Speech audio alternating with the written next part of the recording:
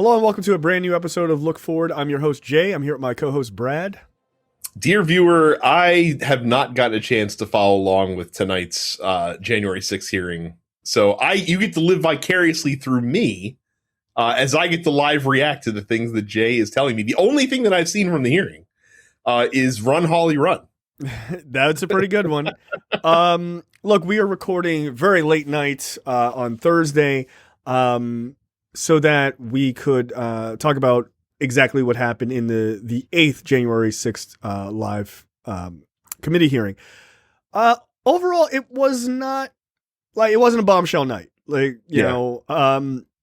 couple of big things. The video where they quite literally played Josh Hawley running jauntily across the hallway, escaping murderers. Down an escalator. They ran it twice. That's going to be a big old fat meme on the internet, and I'm here for it. But besides making fun of Josh Hawley and whoever was on the staff, they were like, "Fuck that guy!" Like they did not care for him. One of the big bombshells is they had two other people confirm the Donald Trump flipping out in the motorcade about not going down to the Capitol. So under oath, two other people being like, "Nah, that's this is the story we heard, and this was not refuted by the guy who was like basically right there." So that was kind of a big deal. But overall, it was just trying to sort of establish that Trump had these like 187 minutes from the time that he gave by the time his rally ended till when he basically said, "Hey, you guys need to go home," right? Mm-hmm. But that 187 minutes, or almost 3 hours, or a little over 3 hours, that was the time in question, right? So that's really what it was about. So it wasn't it wasn't groundbreaking. They weren't just like, "Oh, but then this happened, but this happened." So they didn't have any of that. They did have two people from his staff. One was like a foreign policy person, and I forget what the woman what she did, but she also worked in the White House. And they were basically like, "Look, when this shit happened, like that night they quit." They were just like, "Nah, we're done. This was our red line. We got it. Fuck this guy." Even though we still like have our tongue completely up his ass about his foreign policy accomplishments. I'm like, what the fuck are you talking about? So yeah, all in all, it was fine. They did show some footage that I thought was super interesting, which was never before seen footage of McConnell, Schumer, and Pelosi in the room talking to some like general or something like that. I missed who it was exactly. Some military guy asking him like what's his assessment of when they could go back in to basically do their jobs and certify the election. It was interesting because like McConnell spoke first and he's just like enough of this. Like this is bullshit basically. Like we need to get back to doing the people's work. And I was like, I mean, you're a dirtbag, but like but like that's how you know McConnell isn't involved in this shit. Like he just wants like he believes in like fucking over democracy via like gerrymandering and like via the levers of government that are available to him. Right. He's like old school. I'm like like I don't need to use a gun. Like why? We have all of these. Like I said, and he never had to hear the words Donald Trump again for the rest of his fucking life. He'd be happy about it. It wouldn't be too soon. So. Right. So like it does give you a perspective on McConnell, right? Where he was like, "Look, we need to get back to the work of the people." And like, look, what he's talking about, I mean, besides destroying democracy from the inside, like what he's actually talking about is getting back to certifying the election and moving on, right? Like one thing you can respect about McConnell, and there's not a lot to respect about him, he's a man who doesn't, he doesn't change his shell, as it were. Like he does believe in the government. He just has a very twisted, fucked up way in which he thinks the minority should rule forever. But he does believe in government as far as like its general functionality. Trump doesn't even believe in that, which is part of the reason why they kind of came at loggerheads a lot of times. But that was kind of interesting, and to see him and Schumer being like and Pelosi right next to each other being like, okay, how do we do this? Like, when do we go in? When do we do it? Like, for all of the like machinations of like, they hate each other and all this other stuff, like they still agree on the most basic things of like, this is still the job, whether we agree on like the fundamentals of, or whether we agree on like the edges of like how this should be run and stuff like that is obviously different. And like, fuck that guy tomorrow inside the legislature, but they do believe in government, right? Like, so you can, like what it told me is like, you can make progress, not necessarily with the three of them, right? But you can make progress when you have people who believe in the system. And that's important to actually have people who believe in the system. Whether it's not perfect, it's corrupt in a lot of ways, obviously, it's manipulated in a lot of ways by all three of them, right? McConnell especially, because he quite literally tries to gerrymander shit for minority rule. But they at least believe in the idea of the U.S. government, which is the exact opposite of what we saw on January 6th. Well, but you say that and then realize that McConnell also voted not to remove Trump from office during the right, like because he wants power. And didn't vote to bar him from running again, which they could have easily done. Which is ridiculous, right? But yeah, it was just an interesting clip. But yeah, overall, there's not a lot of bombshell shit there, but you do get an impression that when they eventually if they do have Pat Cipollone come in on one of these hearings, Pat Cipollone is like Mr. CYA, dude. He's got no interest in getting disbarred or going to jail based on anybody with the initials DT. Like, he's like, fuck that. Like, what did Trump say? Like, I told him not to do that. Like, I was right there. Here is a picture of me holding a newspaper on the day I said it. Like, get the fuck out of here. And look, Cipollone is not a hero. Like, he's not. But it is just fucking wild to watch a guy who's like, no, you're not getting old Patty on that shit. No, I said absolutely not. That guy was in the room when I said it. Fuck that. Like, he just has no interest in going down with the ship. Like, so he's a fascinating character. I think he's a guy that if you could get around the privilege aspect and really get him on the record on certain shit, yeah, he'd be disastrous for Trump because he has no desire to protect him. He simply doesn't. So yeah, but otherwise, outside of the hearing, what a weird week. It's been such a fucking. I'm convinced that there are many adults in America from a certain political sphere that don't understand how sex works or abortions or the human body. Like, it's very weird to me. It's very, very weird to find out so many adults who I'm pretty sure have children, no idea how procreation works. Like, it's quite challenging for my brain to comprehend. So that's been like a lot of this week for me. I mean, to lighten things up, we had primary elections in our fair state of Maryland this week. That's exciting. There's going to be more cocks in the Maryland gubernatorial race. More cocks all over the place. More cocks. It's going to be crazy.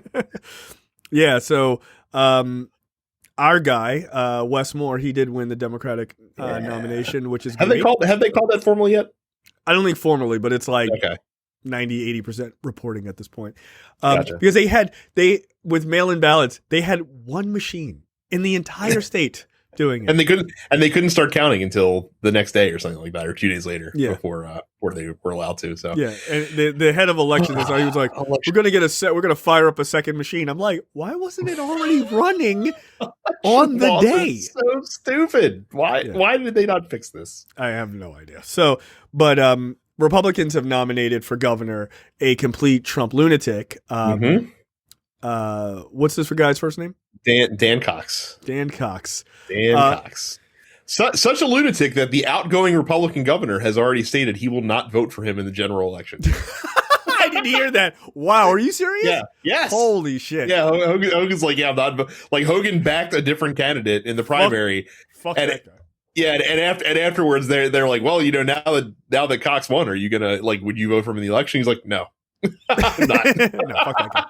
Well, I mean, look, to Larry Hogan's credit, right? He doesn't like Trump. So what the fuck? Yeah. He's gonna back a guy who's like a big Trump sycophant? It makes no sense, right? So that's really funny. I had not heard that. It's like no, fuck that guy. Yeah, that's pretty much a death knell for Cox at this point. God, I hope so. I really, really don't need that dude being the governor of my state for the next 48 years. No, thank you. Not in a billion years. Look, I like Westmore a lot. Westmore is a real progressive. I'm very interested to see, like, can he take his very Baltimore centric viewpoint of like on poverty and racial fairness and things like that? Can he bring that to the whole state? Right, because he's a very Baltimore focused guy.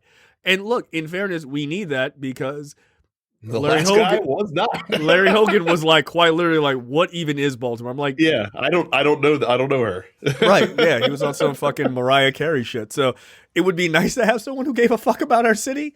I mean, he lives in our city, right? It was funny. I was talking to my wife today and she was saying how our neighbor is like someone they know actually lives next door to Westmore. I was like, oh, that's kind of he's like right around the corner. It's not that far. So like he actually does live here. So hopefully he wins. I think he will. If I take the Andy approach to politics, which guy is more fuckable? It's definitely Westmore over the Republican. Definitely Westmore.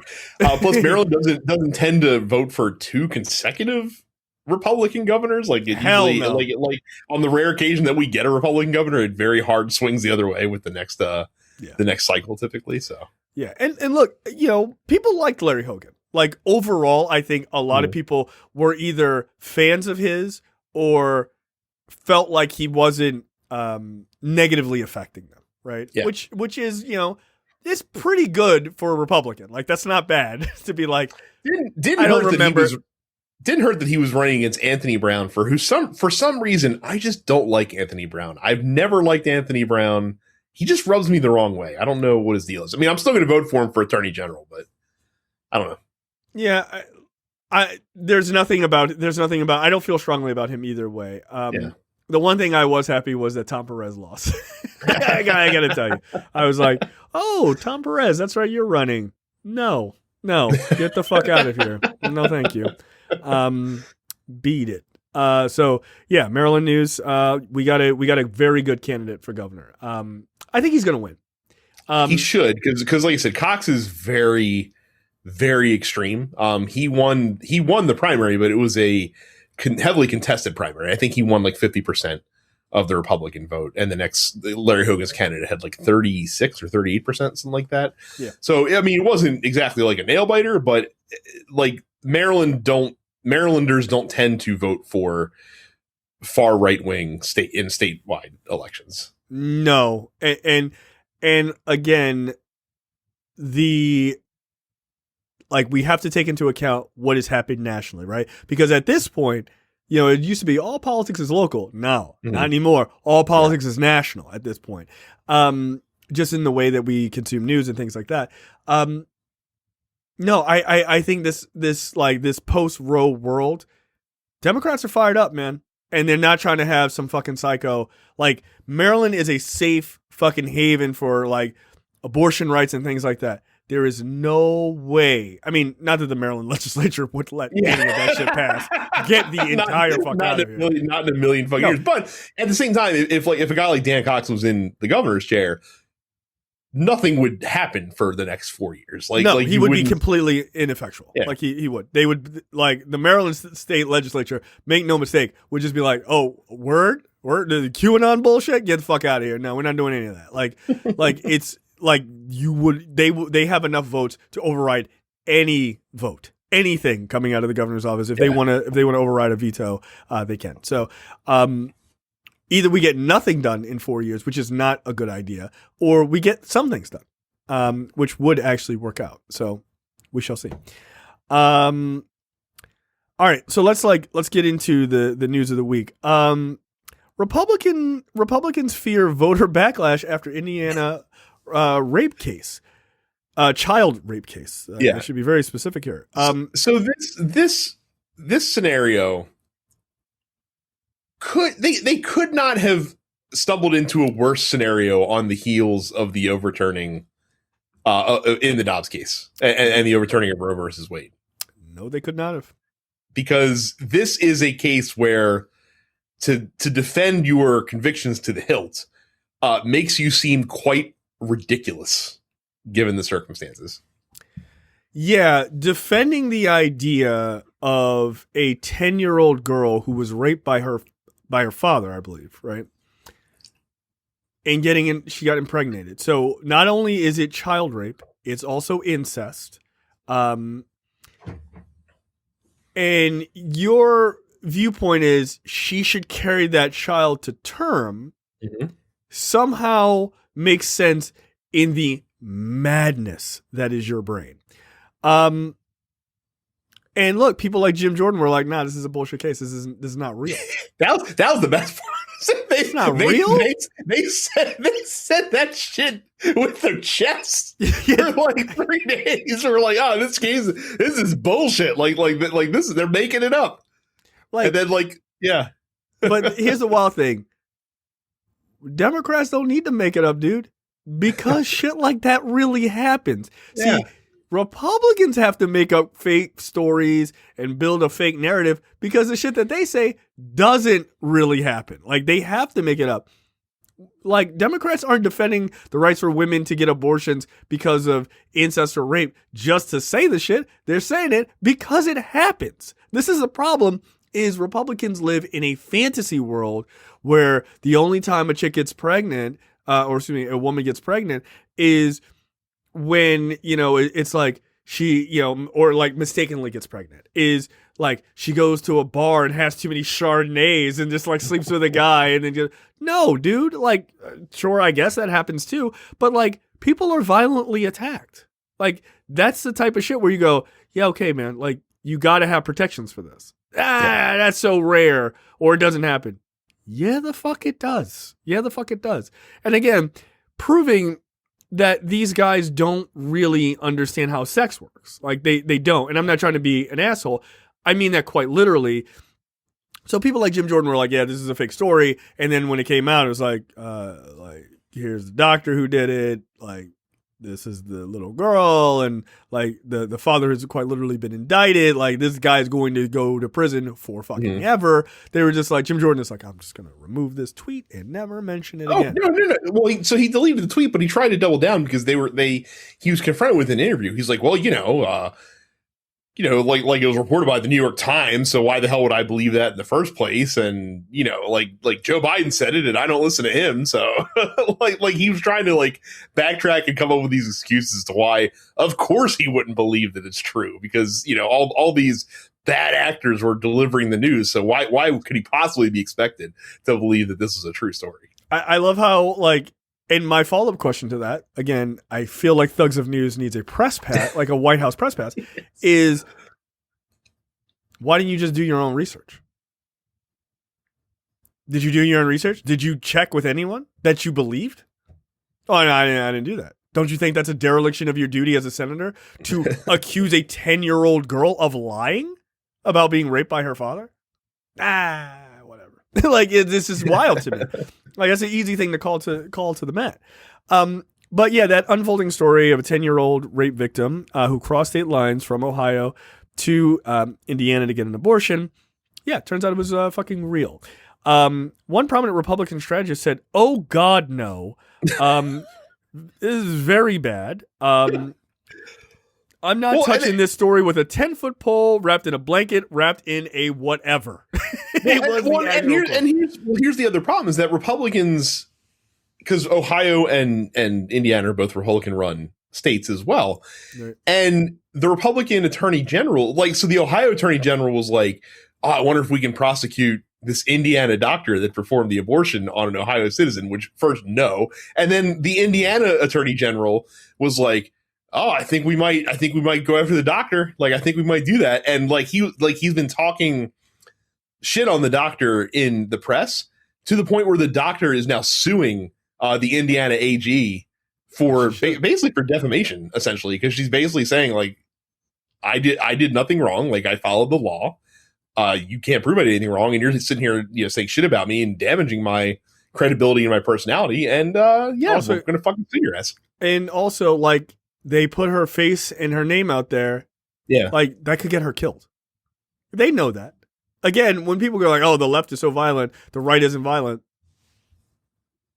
there's an example, right? Like, there's an example. They're not putting her name and face out there just for shits and giggles. They know that Republican psychos who are anti-abortion folks who are, pro-forced birth will quite literally murder people. Mm-hmm. Yes, they don't see the irony in that, but they will quite literally murder someone. Yeah, more on that to come in a second, in a few stories time. So right. So like they know that. And they put that shit out there. I mean, that's why Bill O'Reilly did that shit with George Tiller, the baby killer. He just kept saying it over and over and over again because he knows that there's some fucking psychopath out in his audience who go, hell yeah, let's go do that shit. He knows that, right? He doesn't give a fuck if George Tiller gets killed because he doesn't actually value life. He would tell you some fucking convoluted bullshit, but I would tell you that Bill O'Reilly's not a moron. He's an asshole. He's not a moron. Right. And like these guys are well aware of the power that they hold, but they do it anyway because they're never held accountable for it. So, yeah. Look, I want to play this clip of this woman. She was brought in by conservatives as a expert. Let's go with expert. We're going to play the clip. We're going to talk about the clip. And then I'm going to tell you another story about her, which I have to say was one of the funniest fucking offline conversations between Brad, Andy, and myself about that story of all time. It was wonderfully ridiculous. But here is the clip of this woman in front of the House. Gentleman yields back, Mrs. Swalwell. Thank you. Ms. Foster, you think a 10-year-old would choose to carry? In the 10-year-old case, first of all, the Ohio... No, my question is, would a 10-year-old choose to carry a baby? In the Ohio case, the Ohio Attorney General said that abortion would have been justified. Focus on the question, please. Would a 10-year-old choose to carry a baby? I cannot... Do you think a 10-year-old should choose to carry a baby? I believe it would probably impact her life, and so therefore it would fall under any exception and would not be an abortion. Wait. It would not be an abortion if a 10-year-old with her parents made the decision not to have a baby that was the result of a rape? If a 10-year-old became pregnant as a result of rape and it was threatening her life, then that's not an abortion. So it would not fall under any abortion restriction in our nation. Ms. Warbelow, are you familiar with disinformation? Yes, I am. Did you just hear some disinformation?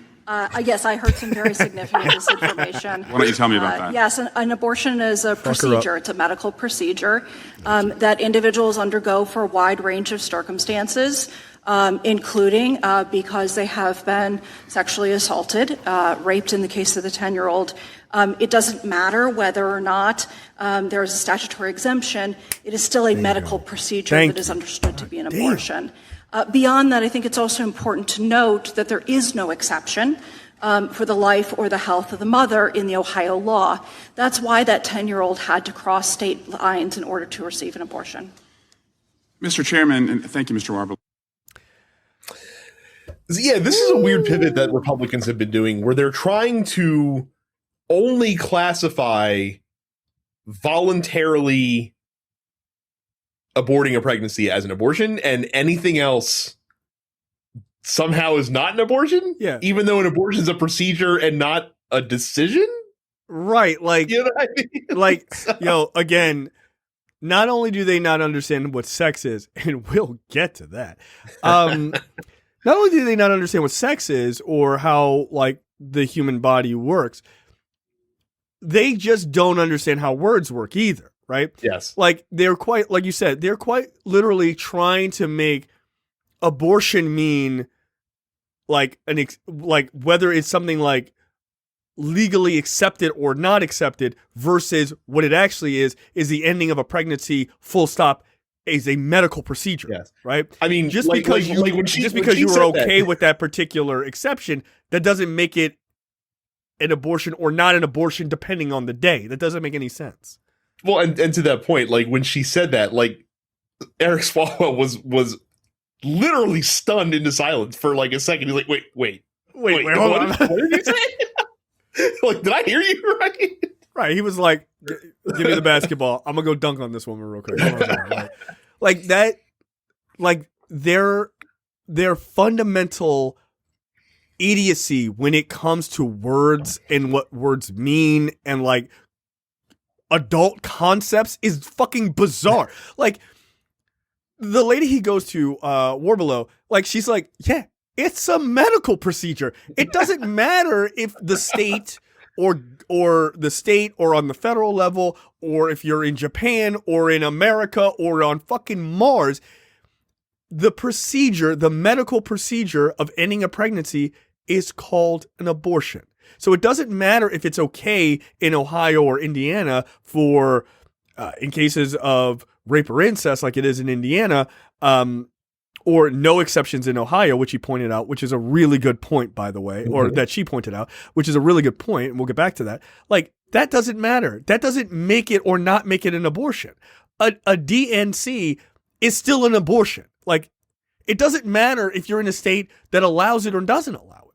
Like, this fundamentally doesn't fucking matter. But they're trying to republicanize the language, as they've done with many things in the past, because they know that taking the stance that no, this 10-year-old who was raped by her father has to carry this baby to term is a wildly untenable position to have to hold. So exactly, and this is the thing is maddening, is yet they still hold this viewpoint, right? It's not that they think it's funny. It's not that they think that viewpoint is fucked up. Like maybe they do, like in their like in their quiet moments they think it's fucked up, but they're like, oh, but we got to stick to it. Mm-hmm. They know it's fucked up, but in order to keep their psycho fucking constituents happy, they have to agree, like, yep, 10-year-old should carry that fucking baby to term. Yep. That makes total sense to me. Like, you don't believe that. No person in Congress in their right mind believes that. No one believes that. By the way, she said, oh, if I believe it endangers their life. The fact that girl could get pregnant at 10 years old means that her body has already, like, look, young girls are developing faster. Like, there's just like the food we eat and things like that. There's like a lot of environmental issues. Young girls are having periods earlier, blah, blah, blah. I don't need to, give you a whole lesson on like fucking science. But the fact that she got pregnant at 10 means that her body could in fact carry that child to term, right? Like most likely, unless like she had some sort of complication with the pregnancy later down the road. So she likely could have carried it.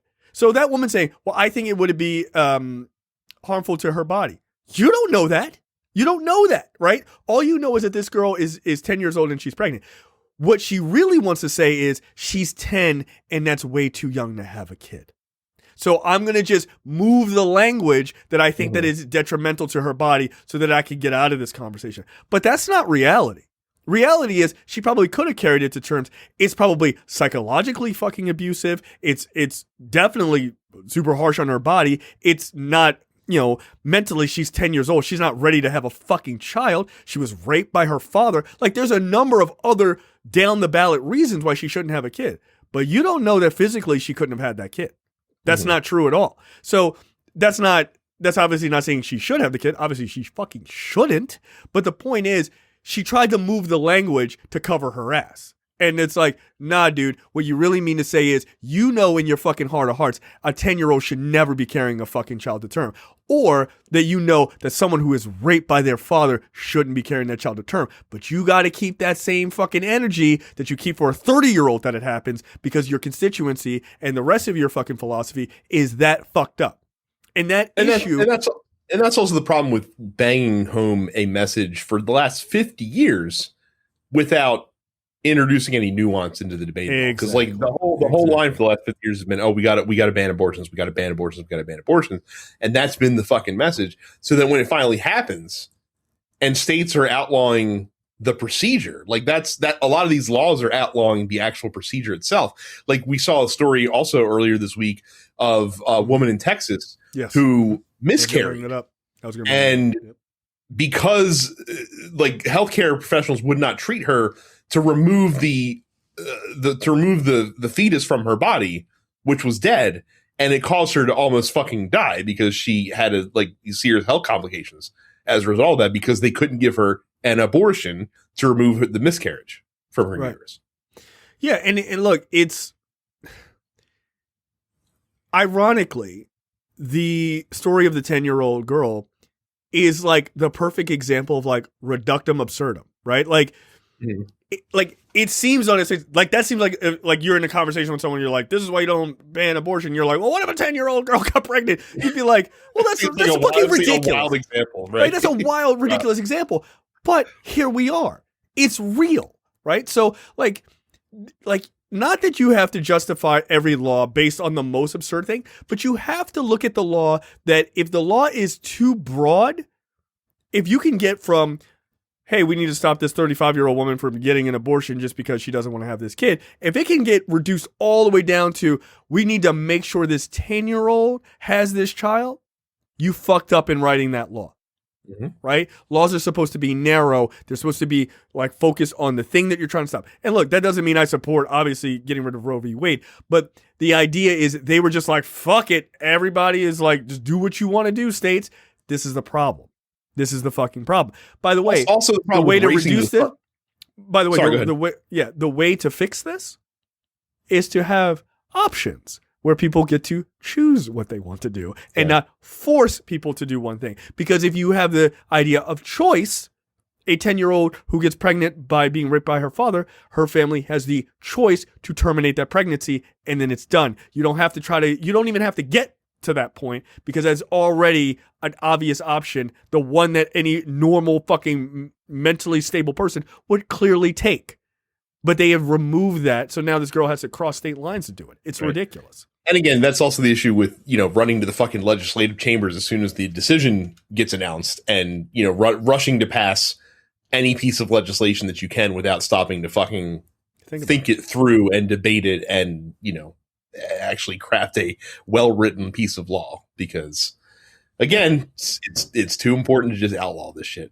The whole debate on being anti-choice, it's befuddling because it runs antithesis to all the other things that we believe as a country. Because like we're supposed to be the fucking freedom country, and especially these idiots on the right are supposed to be like the fucking freedom people. Like they're the ones that always beat their chests and talk about fucking personal freedoms and all this other bullshit all the time. But you're going to take away bodily autonomy from literally half of the country just for women. For women, right? Because okay, like if we're only supposed to do this shit to make sure that women to make sure that pregnancies don't happen, why aren't you forcing men to get vasectomies? Why not? Well, it's an invasive surgery, Jay. We don't want to make men have to go under the knife to prevent this stuff from happening. Yeah. It's not like carrying another human being inside of you for 10 months before having a child. Amazing. I saw. Easy. Yeah, it's not my problem. Get the bread out of the oven, girl. I saw somebody point out, like, if we're going to this like ridiculous point of view that, women, people need to protect their sovereignty and everything else. Why can't abortion just be under women just standing their ground? like, just get rid of this baby. I'm standing my ground. Like, get the fuck out of here. But like, that seems absurd. But like, that's where the laws are. They're absurd, right? So, I mean, that's why that woman is like, hey, I'm suing because I got pulled over in Texas for driving in the HOV lane. She's pregnant. Yeah, pregnant. There's another person in the car with me. According to the fucking Texas law. Yeah. Can't have it both ways.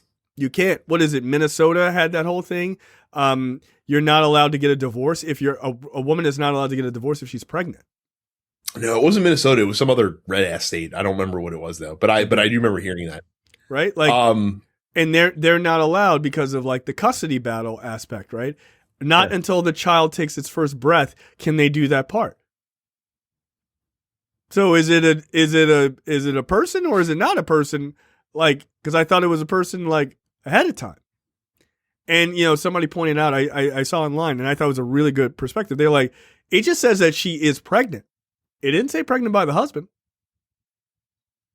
How are you going to deal with that? Right? You start to create all of these like bizarro fucking issues when you just say, full stop, we're not doing that anymore. Like we're not allowing we're doing forced birth, and these children exist at conception. Like, no, they don't. No, they don't. Like, you can't do stuff like that. But I saw someone say this is Schrodinger's fetus. It's either a person or it isn't a person, depending on what's the best way to oppress women at the time. And that's absolutely true. 100%. Yes. Like I said, they will view it however they need to view it for whatever law they feel like looking at the time. Again, there's going to be someone that sues someone for child support when they're pregnant at some point here now in one of the states. And they should. Yes, absolutely. And if you're in a red state, they should have to pay them. You get early 9 months, man. Like, look, we have laws on the books, like, and I'm not saying this particular law shouldn't exist. I think it probably should, but we have laws in the books. If you kill a pregnant woman, that's a double murder, right? Like, you get hit for double time on that shit. So if that's true, like, and my guess is like, there's probably like, if she knew and if you knew at the time, you know what I mean? Like, it's probably a little bit more nuanced than that, which I feel like it should be. But yeah, like, easy enough. Like, if we have those laws, then all right, keep going, right? Like, again, we're opening the door to a situation that we're not ready for. There's a lot of questions that we aren't ready to answer, but Republicans are like, just kick the door open. Like, fuck it. Don't think about it. Just kick the door open. And we said it before, like, the way that you combat ridiculousness is by being even more ridiculous. Like pointing out like the most ridiculous. Like, it's like we talk about does. Like, that's what the church is saying. Yeah. Well, it's like we talked about with gerrymandering. Like, you and I are both very anti-gerrymandering in general, but until there's federal laws in the books, blue states should gerrymander the fuck out of them, out of themselves. Yeah. Look, Maryland, just go. What is it? 8 counties or whatever, like, or 8 districts. Yeah, 8 districts, 7-1 right now. There's no fucking reason we can't make it 8-0. Let's go. No, 8-0. Fuck them. No, make it so awful that you get Republicans being like, we need to fix this. Okay. Cool. We're ready whenever you are. But until then, we're not going to do 50-50. Fuck you. We're going to stack the deck and we're going to kick your fucking back. The abortion thing is the same way. Like, you have to push the law to the most extremes that you possibly can to show how fucking dumb it is. And to break it. Because either the Supreme Court has to agree with you by doing some absurd cutout, or they go, all right, yeah, okay, this is weird. Like, we should probably not do this. That's what you do. That's what you do. Because at this point, Republicans don't believe in the law. They believe in, like, their own sort of nebulous set of laws. All right, cool. Like, this is why you don't make religion the cornerstone of a secular society, because the shit doesn't make any sense. And that's not bagging on religion. It just doesn't make any sense because that's not how the government was designed. I'm sorry. I'm bagging on religion. By agreeing with you. I'm saying in this moment, Brad. I know what I am. It doesn't make any sense at all. It's all crazy. So let me tell a story. Tell a story about this woman who said that that was an abortion. So, and look, this is not a bullshit website. This is a real website. Business Insider had a story. GOP anti-abortion witness baselessly claims D.C. authorities are, quote, burning aborted fetuses for electricity. That was this woman. Yes. Yes. Miss Catherine Glenn Foster, a.k.a. Susie McFucking Nutjob. Holy shit. She's crazy.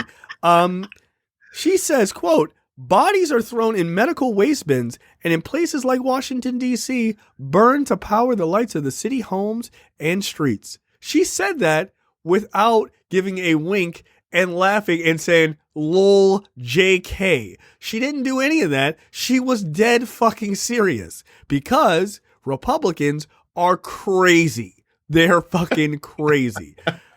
Again, you are listening to this woman tell you what is and isn't an abortion, while as simultaneously in her brain there is a thought that, yes, they take human bodies and dead fetuses and they throw it into a coal bin to power the machine that is DC. what the entire fuck? But yeah, she's crazy. She's crazy. Yeah. Apparently there was some like this spins from some story that happened back in 2014 that some company in Oregon was allegedly ordered an incinerator to stop burning medical waste for power because they were worried that it could include aborted fetuses or something along those lines. It's basically taking a what seems like a very benign situation and just extrapolating it to everybody. Oh, of course. Yeah, that doesn't sound like Republicans at all. Yeah, surely this happens everywhere because there's this one situation where, a concern popped up about it possibly happening or something along those lines.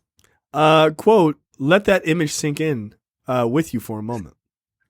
The next time you turn on the lights, think of the incinerators. Think of what they're doing to ourselves, what we're doing to ourselves so callously and so numbingly. Little prize for you guys watching on video today. Now I'm in darkness. Now I'm burning babies. Darkness. Babies. Darkness. Oh, fuck me. Babies. It's so funny because like the three of us, Brad, Annie, and I were talking. We're just like, this is the most inefficient way to fuel things. Like, do you? And this, look, I give myself all the credit because I thought this was a perfect analogy for you video game people out there. Like, this is like the little jewels you find in Mega Man, right? Like, do you grow a fetus to like 8 months and then abort it, and then that's like the big like charge up is like right, and it charges up, but like a 2-month-old fetus is just like it's those little small ones and like you need a bunch of those to like get going. Like I drive an electric car, right? So like I do I grow my own at home or do I go down to the local Piggly Wiggly and pick up a few aborted fetuses to power said car at home? I just don't know. And if we're using aborted fetuses, again, this takes a while to like, you gotta have the sex. You gotta hope that you hit it on the right day, right? You gotta get pregnant. You gotta find out, and you're like, shit's happening. All right, man. Like, don't drive your car for like 6 months, and then shit's gonna be fucking lit for 8 minutes. Like, I don't like how long does the fetus like? How long does it power your car? Like, I'm just confused. I wonder if she thought that. I wonder if she thought that one episode of the Twilight Zone, like the Soil and Green thing, was like real. Yeah, she thought it was a documentary. She thought it was a documentary. They're eating people. Oh my god! I bet it's in DC. Like this woman is a moron, right? Like, but these are the people Republicans thought, oh, well, just fucking call Catherine in. She's gonna fucking nail it. Like, hey, bro. This is why Donald Trump is smart, because that like he knows like he's gonna run down that battery so that he doesn't get thrown into the incinerator when he dies to power up something or whatever. Think about it. I promise you this: when Donald Trump dies, we will throw his body as a society into an incinerator to power, I don't know, a Prius, I guess. Like, I don't know. Like, that's like the most insane thing I've ever heard. But this woman went in front of Congress. Congress. Yeah. What? like the Democrats didn't bring her there. Republicans did. They were like, no, this is the lady. This is our white Herschel Walker. Like this is our white Walker, if you will. Like this is who they chose. This is who they chose. That's amazing. It's amazing. Oh my god. I am forever in her debt. And I'm forever in the debt of Business Insider. When I saw, I'm forever in the debt of the person who tweeted out the story, like, well, here's more about this woman on Twitter. And I was like, well, let me click on this. I was like, oh my God. But yeah, Catherine Glenn Foster, she is the president and CEO of American United for Life, which I assume is just a building that people bring briefcases in, much like Kramer, just full of crackers. Like they don't have any, like, there's no documents. Like, these people are idiots. What the fuck? Jesus Christ. Amazing, man. Amazing. Oh my God. Don't ever think that our side's got a lot of problems. But we're doing okay because we don't at least believe that shit. Like, Jesus. I don't know if we're doing okay when we're fucking losing to these people. Yeah, okay, that's fair. Like, yeah, look, her brain has worms in it, man. Like they really do. Like I said, my whole fucking existence is the John Lovett bit from Saturday Night Live. I'm losing to this guy. I can't believe I'm losing to this guy. Right. That's fair, man. That's absolutely fair. Like this is a solid point. Good God. Let's talk about the Secret Service for a moment. Oh boy. Secret Service says, "Hey, man, sorry about those texts, bro. Like, Yeah. Just happenstance. It's happenstance. I mean, we can't find the text messages from the 5th and the 6th of January. So weird. What could we do? We changed phones quickly after you asked for it, and they're lost. They're gone. Is the Secret Service? I saw this stupid question. Is the Secret Service compromised? Brad, what say you? I mean, it seems real bad when a bunch of them are hiring independent counsel right now. Homeland Security is apparently opening an investigation into them because of these lost text messages. So the news, as it was reported, was they were instructed, I believe, by Congress to preserve the records, their communication records from the 5th and 6th. Right. Both on January 15th and January 22nd, and they deleted the text messages on January 27th. Oh man, we forgot. Yeah. Our bad. Like the wild shit that, you know, like there's plenty of that story that's kind of maddening. I think came out today that the Secret Service watchdog, head of the watchdog team over the Secret Service, knew about the deletion and didn't say anything. Yeah. Cool, bro. Seems like I don't Seems know. a bit odd. Like seems like we're not on the up and up right now, guys. No, I did see another thing that apparently the Secret Service had just before January 5th or just before January 6th had purchased a bunch of new golf carts. And interestingly enough, there was a story that Roger Stone and who's the other guy? Roger Stone and someone else were riding around in golf carts on January 6th. Like, I wonder where they got them. Interesting. Like, okay. That was a story that it was sort of an under the radar story where people were just like, all right, whatever. It was like, nah, but like, this is kind of important actually. Like, are they just like giving transportation to these fucking assholes? Probably. And again, like none of us should truly be surprised because what is the Secret Service at the end of the day but just a fucking cop in a suit, basically, for lack of a better term. But, and cops are fantastic at making sure that their wrongdoing does not see the light of day and then it disappears, right? Yeah. But look, the body cam wasn't working. It's so weird. I forgot to hit the yawn button. Man, that's crazy. Cool, you're fired. Look, I have sat down and had dinner with a person who worked at the Secret Service. They are an interesting bunch of people. That guy was really nice. Like I actually liked him. He was retired and then he like unretired. So I wish I could contact him. I guess be like, hey, we should all go to dinner for no reason at all. That'd be weird. Just ask you some questions. But like he was a super nice guy. But those guys took the job really serious, right? Like quite literally, like here's me jumping in front of the fucking president for a bullet, type of shit. But at the same time, they are also corruptible, right? Mm-hmm. Like, one of the things that we know about the Secret Service is that the Secret Service's job is to protect the office of the presidency.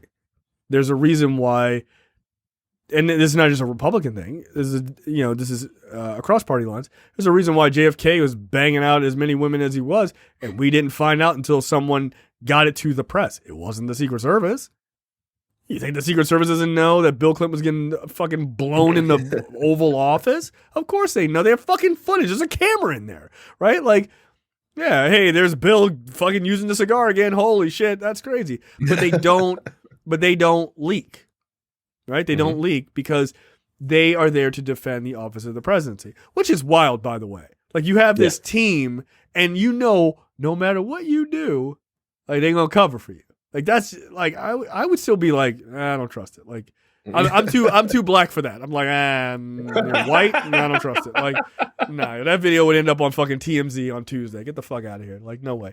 So their job is to defend the office of the presidency. The problem is they are quite literally protecting the office of the presidency over the life of democracy, right? Mm-hmm. Like, I get their job. I understand that it's not easy. I understand it's super fucking dangerous. But what I do also understand is you don't want to be there when there's a coup, dude. Like, you don't. Because guess what? When the military comes, you getting shot too. Like, if you over there like, no, the president's okay. They're like, that's cool. You got to die, right? Like, so, like, you're defending something that you think is the right thing. Your job is actually not to just protect the presidency. It is. But the presidency is supposed to also be a offshoot of protecting the democracy, right? Like, you protect the president because he represents the democracy. They shouldn't be at odds with each other. And at this point, they are at odds with each other, and they are protecting the wrong thing. I feel like they're too dumb. I feel like they're too dumb to get the nuance there. Like they're very. I think that's incredibly obvious. Yeah, like they seem a very singularly minded organization. Yes. That is incapable of broadening a higher concept into their mission structure. Yeah, I mean, look, there are a lot of like former military guys. They're probably all former military, actually. And look, I respect that job immensely, right? Like, again, I ain't jumping in front of a bullet for nobody. Oh shit, there's Barack Obama. I'm like, duck, Barack. Like, dude, I'm not jumping in front. I got a life to live. Get the fuck out of here. You're older than me. You had a good run. Barry. Like, get the fuck out of here. But like, so I respect that immensely. I truly do. And I think they take that job seriously. But they also need to realize that the presidency doesn't mean anything if there's not a democracy behind it. Mm-hmm. Like, are you going to defend him? Like, would they have defended Trump as he and his cadre of fucking idiots marched into the Capitol and started a coup? What would they have done? Probably, yes. They would have formed a phalanx around him to make sure that he couldn't be harmed, essentially. Right. Well, like, but here's the thing too. Like, I mean, granted, they're the people who stopped him from doing it, right? Which means they knew the level of fucking distress and what that would do to the democracy. So in a way, they do understand that this was a defended democracy. Problem. They do.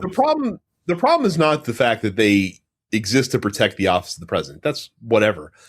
But it doesn't let you break the law to do it. Like, it's doesn't like it, Brad? No, it does not. when you're instructed to preserve documentation that one would think you'd be preserving anyway, because like, why would you be deleting these records? You know, out of just cause. Like, it's not like you need to worry about. Got new phones. Yeah, okay, I guess so. That's by the way, when I change phones, all my text messages disappear too. Yeah, that's how that works. Okay, guys. And also, Joe Biden was the president when they decided to do all this stuff. Right. Allegedly. So, not allegedly Joe Biden was president. Allegedly when they deleted the text on the 27th. Wow. Brad leaning into the big lie. Allegedly Joe Biden. He wasn't. Was it James Woods? Was he playing Joe Biden then? Or was it Jim Carrey? I watched the Good Liars video where someone like referred to the president as like doing some crazy nonsense that Trump did, and the host was like, wait, like Joe Biden did this? He's like, no. He's like, Trump. He's like, but you said the president. He's like, yeah, I did. Okay. The Good Liars. The Good Liars. All right. The Good Liars is a good follow, man, on social media. Those guys, how they keep a straight face is beyond me. It's truly beyond me. But yeah, look, I think they need to be held accountable. I think they should be indicted for it's a serious crime. The folks. Well, and again, that's why some of them have already retained outside counsels, because they know that shit's about to fall down on them. It should. I don't think we should be easy on them. I think should demand. I think you should demand more out of them, because their job, quite literally, is to protect this guy, and by way of that, protect the democracy. and they decided that they were like, fuck the law. And that's not cool, man. It's just not cool. And again, like this goes back to, again, the thing we say about police. And I think this is true of most people in public society anyway. Like the people that are supposed to be like the best of the best and the elite of the elite should have the highest level of scrutiny heaped upon them and should be held to higher account when they fuck up, because we entrust them with a lot of responsibility. So the consequences should be as severe when they derelict that responsibility consciously. Yep. Like it's one thing if you fuck up by accident or what, that's a different situation. But like, again, like they went outside of their edict to delete this communication, probably because the stuff that's in there is not very flattering to their case. I think it is incredibly detrimental to their case. I think there is a decent chance that they're talking shit like, yeah, let's fucking like, I mean, there are people there was reports that some of these guys on their own social media were cheering on the insurrectionists. What does that look like if you're talking in formal communication to other Secret Service members? Like, hell yeah, let's fucking roll, baby. Like, this is going to be awesome. Yeah, dude, you gotta go to jail. Like that's it. Like it's a wrap for you. Your career is done. So I don't suspect that those things are light at all. However, two things. The number one group that could pull these records and recreate them is the Secret Service. Like that's what they're most known for. Is their cybersecurity team is the best in the world, right? Like one of the best in the world, that when shit pops off, they're like, oh no, we got it. Like we can track this shit down. Because if something happens to the president, like the president gets shot or something, they got to go, all around the world to get fucking piece video information back together or whatever to do what they got to do. They've gotten really, really good at it. Quite often people go to the Secret Service of like, hey, this federal crime happened. Can you help us? And they're like, yeah, we got it. And they figure it out. So that's ironic. The second part is, you're telling me the telecoms don't have a copy of this? I don't know if they do, because these are like hyper secure. I'm assuming quite encrypted messages that are going back and forth. So I don't know if it's as easy as just knocking on AT&T's door, being like, "Hey, can we get the readouts for this here text exchange? Do you mind, guys, real quick?" So like people are saying that like, "Oh, just go to the phone companies." I'm not sure in this case if that's something that they're going to be able to necessarily piece together. I don't know. Like I don't know what that looks like. So okay, I'll give you another scenario. NSA doesn't have this? That's all right then. So. There you go. Every fucking domestic call that comes that makes it through this country gets picked up by them. Oh, well, just randomly we just all right, bullshit. They have it. Thanks, Ed Snowden. The one positive contribution you've given to society. Yeah, they have it. Of course the NSA has it. Call them. Like, hey, Liz Cheney on line 5. Liz Cheney outside your fucking office door. Give me the records. Like, running for president as an independent. Give me the records. No, give them the records. Fuck that. Like, again, either we want a democracy or we don't. Destroy these guys fundamentally. Get these guys who do shit like this, who support shit like this, get them out of government, right? You got to remember, this ties to Joe Biden when he became president, according to Brett, allegedly. Like, he quite literally only chose his guys that were on his detail from people he worked with when he was in the White House as vice president, because they couldn't trust the Secret Service guys who worked under Trump. What is it about this guy that makes people go crazy? I don't know. Is everyone dumb? To be fair though, what if Trump brought in people who got the fucking dumbasses? You know what I mean? I don't know. I really don't know how that works. I don't understand. I don't understand that crazy loyalty to him. He fucks over every single person who gets close to him, like, and gives him like, oh yes, you're the man, you're not, and he's like, cool, yeah, kill that guy first. Like he just destroys them every time. It does happen. He does every time. What, like, dude, read a book. No problem throwing people under the bus. No, he doesn't give a fuck about you. So I don't know what it is, like his Jim Jones-ish fucking way that he talks to people that like they just buy into it. And I'm like Ronnie Jackson has gone crazy. Like Ronnie Jackson has gone crazy. Did you, by the way, speaking of that, I don't think I sent this to you guys. Did you see the scolding letter that Obama sent to him? No. That Ronnie Jackson then turned around and tried to fundraise off of?